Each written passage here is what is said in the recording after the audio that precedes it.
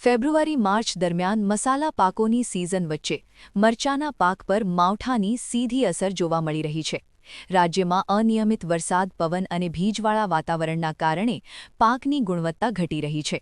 કૃષિ નિષ્ણાતો મુજબ ઉત્પાદન ઓછું થવાને કારણે બજારમાં ભાવ પર અસર પડી રહી છે. હાલ મરચાના ભાવમાં થોડો વધારો નોંધાયો છે અને જો ફરી માવઠું થશે તો ભાવ વધુ ઊંચા જવાની શક્યતા વેપારીઓ વ્યક્ત કરી રહ્યા છે.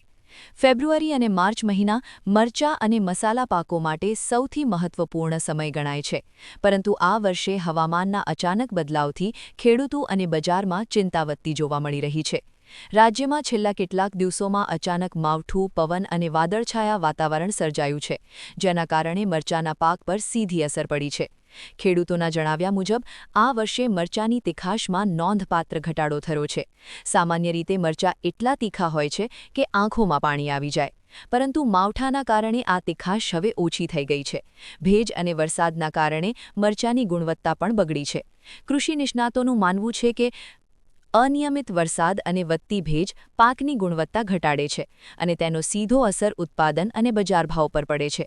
ત્યારે નારી ગામ પાસે આવેલ ભોળિયા હનુમાન મસાલાના વેપારી હીરાબેન કુંકડિયાએ જણાવ્યું હતું કે મસાલાની ફૂલ સિઝન શરૂ થઈ ગઈ છે, પરંતુ માવઠાના કારણે આ વર્ષે મસાલાના ભાવમાં નોંધપાત્ર વધારો જોવા મળી રહ્યો છે.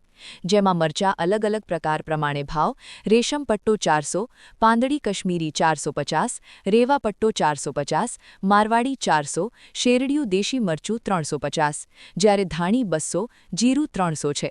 ગત વર્ષની તુલનાએ ભાવમાં ડબલ વધારો છે, જેનું કારણ દિવાળી સમયે થયેલા માવઠાને લીધે મરચાની આવક ઓછી છે, જેથી ભાવ હજુ પણ વધવાની શક્યતા છે.